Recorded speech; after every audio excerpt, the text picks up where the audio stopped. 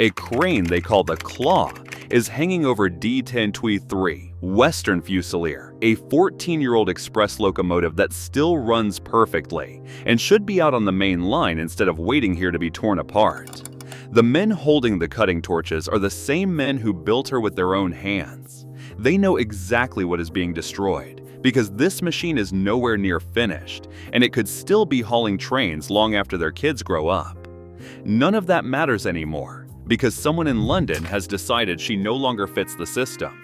While this locomotive is being cut up in Britain, the exact same technology is still working right now in Germany, with the same Voith transmissions and the same engineering hauling real passengers across the country every single day on hundreds of Class 218s that were never declared, never obsolete. Britain called it finished, Germany never did. So one of them is lying. Either British Rail destroyed 74 perfectly good locomotives for nothing, or Germany has been running obsolete trains for the last 50 years. In 1955, Britain is rebuilding after the war, and every railway region picks its own diesel technology. The Western region looks at its territory and sees trouble everywhere. They see the Devon banks, with gradients that eat locomotives alive. They see Brunel's Victorian bridges that cannot handle heavy machines.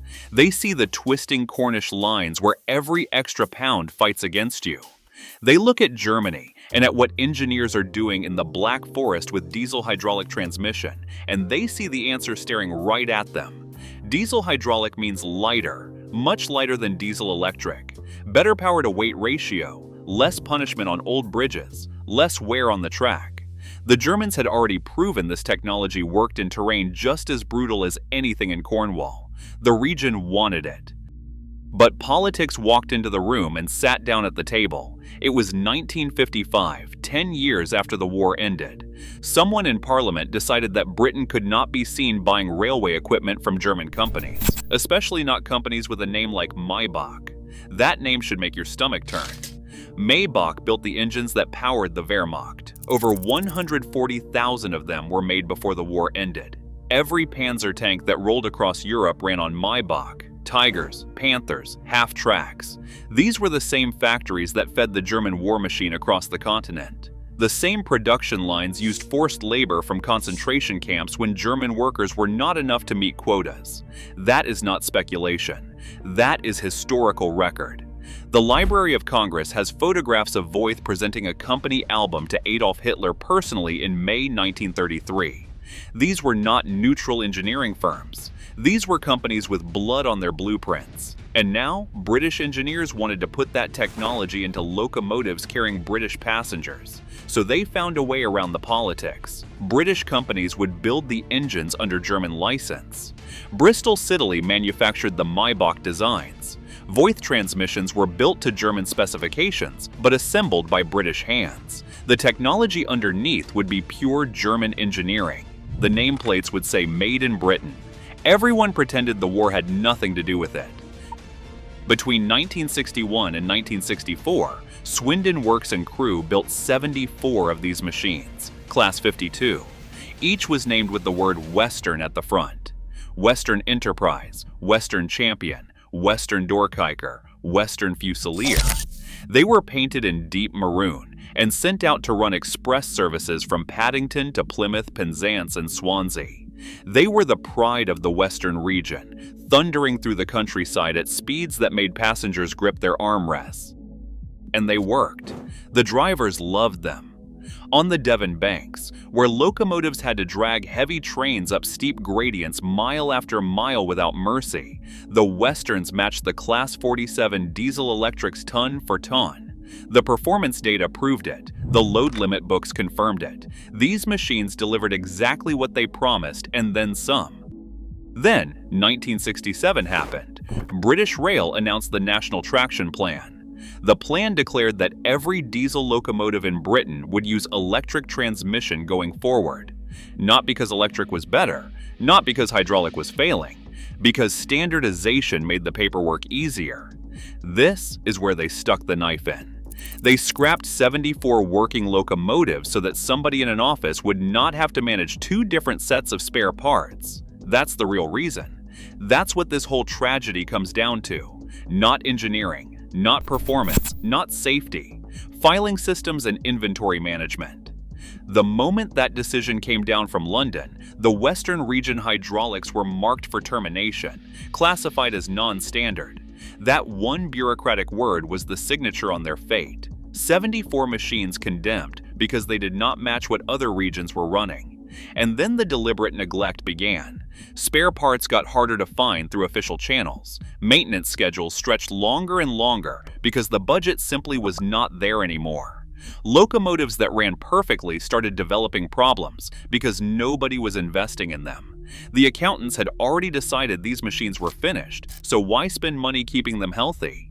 It became a self-fulfilling prophecy written by bureaucrats who never drove a train in their lives and never had to look a driver in the eye and explain why his locomotive was falling apart. 1973. The scrapping program started in earnest. One by one, the Westerns rolled into Swindon Works and came out as scrap metal bound for the furnaces. 67 of 74 cut apart in the same buildings where workers had assembled them with pride just a decade earlier. The same hands that built them were now forced to tear them down for a paycheck. Swindon Works itself paid the price next. This was Brunel's Cathedral of Engineering. It was founded in 1843 when railways were still changing the world. It employed 12,000 workers at its peak. It was the beating heart of the Great Western Railway and the pride of an entire town that grew up around those gates. When British Rail eliminated the diesel hydraulics, they eliminated the specialized work that kept Swindon breathing. The skills those men had built over years for maintaining hydraulic systems were suddenly worthless overnight. Nothing else in Britain needed those skills. Nothing could replace the work that had vanished with a policy decision made hundreds of miles away. The workshop survived another decade on scraps and leftovers, taking odd maintenance jobs and carriage refurbishment, whatever crumbs management could scrape together from other regions. But everyone walking through those gates knew the real work was gone, and it was not coming back. On March 26, 1986, Swindon Works closed forever. 3,000 workers walked out through those historic gates for the last time, with nothing to show for generations of expertise but a redundancy check and memories of what used to be. And here is the part that should make you furious. D1015 Western Champion, the locomotive that hauled the return coaches from Winston Churchill's funeral train in January 1965. That specific machine, that piece of history, she is still running. A group of enthusiasts bought her from Swindon in 1980 when she was scheduled for the cutting torch. They spent 20 painstaking years restoring her to full mainline certification. Last July, she was up in Cumbria, running charter trains over the legendary Shap Incline for the first time in 11 years. Passengers paid real money, good money, to ride behind a locomotive that British Rail officially said was not worth keeping alive. Meanwhile, in Germany, the Class 218s run scheduled passenger services every single day of the week. The same Voith transmission technology is inside. The same fundamental engineering principles apply. Hundreds of them still haul revenue trains because Deutsche Bahn never decided everything had to be identical across the entire network. They looked at what worked, and they kept running it. Simple as that. Britain built 74 locomotives using proven German technology that the Germans themselves trusted completely. Then Britain destroyed them because someone wanted simpler paperwork and tidier inventory lists. Germany kept building the same technology and never stopped running it because the engineering was sound from the beginning. The proof that British Rail got it wrong is still hauling passengers through the Black Forest right now while you are watching this video.